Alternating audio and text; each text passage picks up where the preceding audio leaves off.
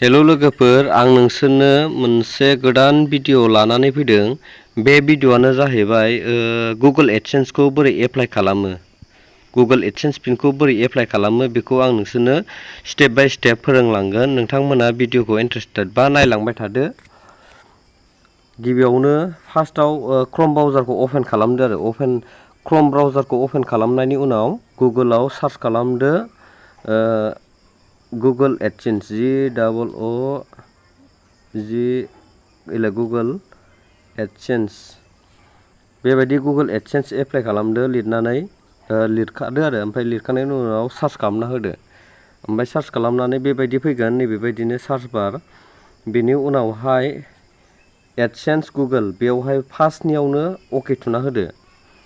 अके थुखांनायनि उनाव बेबायदि ओंखारगोन, नैबेबायदि पेज गेवना फैगोन। ओमफ्राय बेबायदि पेज गेवनानै गाहायाव स्क्रल खालामदो। स्क्रल खालामनानै गेट स्टार्टआव थुना होदो खेबसे। गेट स्टार्टआव थुखांदो, ओमफ्राय लडिं जागोन। ओमफ्राय गेट स्टार्टआव थुखांनायनि उनाव लडिं जाखांनायनि उनाव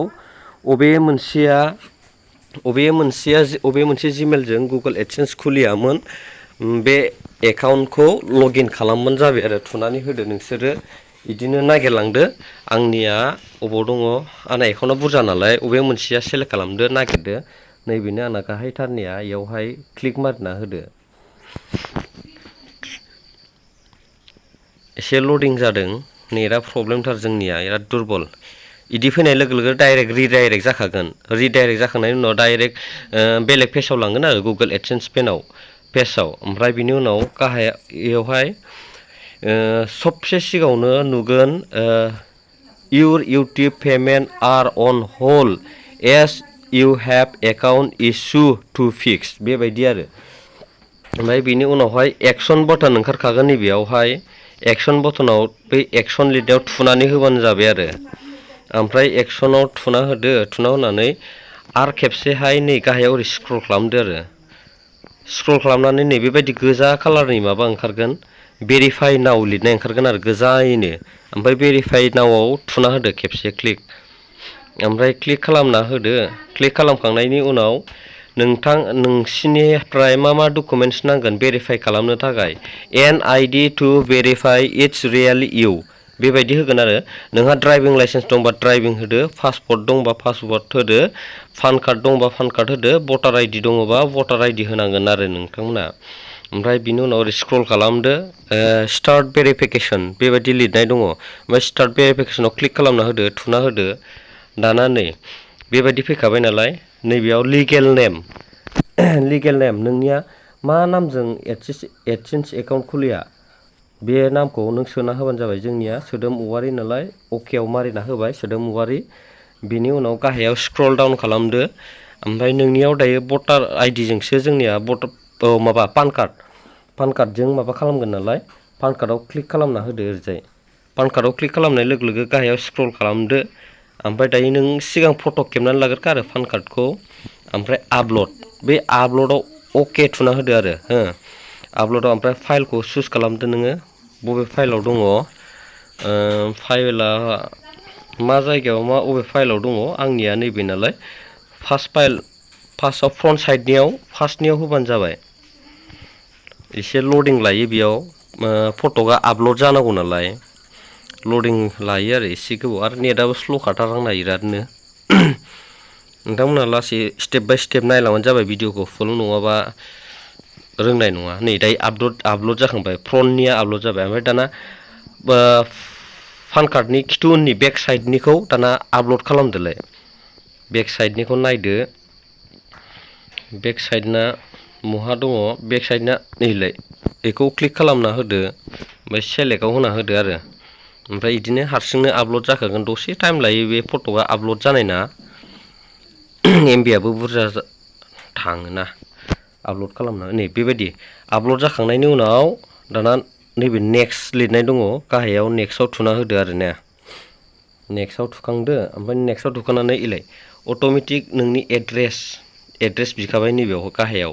ओमफ्राय एड्रेस बिनाय लोगो लोगो नोंनि गुगल एडसेन्स खुलिनायाव सिगाङावहाय माबायदि एड्रेस होआमोन बे गासिबो हारसिंनो अट'मेटिक ओंखारखागोन आरो। ओमफ्राय बेखौ अकेल' थुना होदो। अके थुखांनायनि उनाव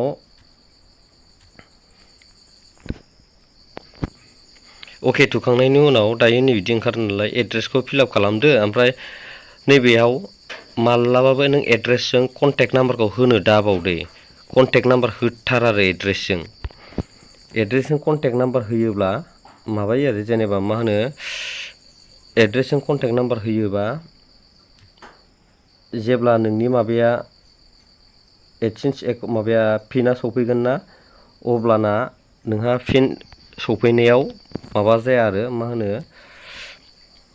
पस्ट अफिसफ्रा नागिरनानै थाब मोनो आरो कन्टेक्ट खालामनो हायो नालाय ओमफ्राय बेनि उनावहाय इदिनो नोंनि सिटिखौ होदो नोंनि सिटिया जेनेबा गुवाहाटि जोंनियाथ' उदालगुरिसो नालाय उदालगुरि लिरना होदो UDAL उदालगुरि होबाय ओमफ्राय बिनि उनाव पिन क'डआबो फैखाबाय ओमफ्राय इदिनो आसाम स्टेटआथ' आसामखा नालाय जोंनिया ओमफ्राय बे साबमिटआव थुनानै होदो आरो साबमिटआव थुना होदो ओमफ्राय इदिनो साबमिटआव थुखांनानै लडिं जागोन आरो लडिं जानानै इदिनो दसे नेनांगौ नेटआ स्ल'थार बिरादनो जोंनिया नेटआ स्ल'थार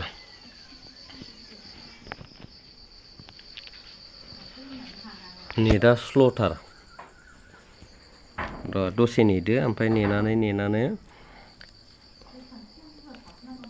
दसे नेबानो जाबाय र' एलाय दायो जाबाय नालाय भेरिफिकेसन इन प्रोग्रेस बिदि दं आरो बिदि फैबाय ओमफ्राय thank you for submitting information the verification process may take a few days we will send you an इमेलाव फैगोन आरो ओमफ्राय गडिटआव थुना होदो गडिटआव थुना होनानै ओमफ्राय नैबेयावबो दहायनो होखादोंमोन ना नैबे बुस्थुखौ your YouTube payment are hold you have account issue fix action button थुनांगौमोन ना ओमफ्राय दायो दहाय भेरिफिकेसन खालामखांबाय नालाय जोंनिया ओरै रिफ्रेसल' खेबसे खालामना होदो बियो दसेनि उनाव हारसिंनो खारगोन आरो हारसिंनो खारलांगोन बियो दा जाखांनायनि उनाव दसेनि उनाव अब्ला बेखिनिसिमनो गुगोल एडसेन्स पिन एप्लाइ खालामनायनि प्रसेसा नोंथांमोनहा भिडिअखौ नायनानै मोजां मोनदोंबा कमेन्ट खालामदो लाइक खालामदो आरो लोगोसे भिडिअखौ शेयार खालामना होबानो जाबाय आरो आंहा बुंनायनि बारा एक्सपिरियेन्सबो गैया नालाय जाखिनि रोंगौ बेखिनिखौनो आं फोरोंबाय नेक्स्ट भिडिअ लोगो मोनगोन बाय बाय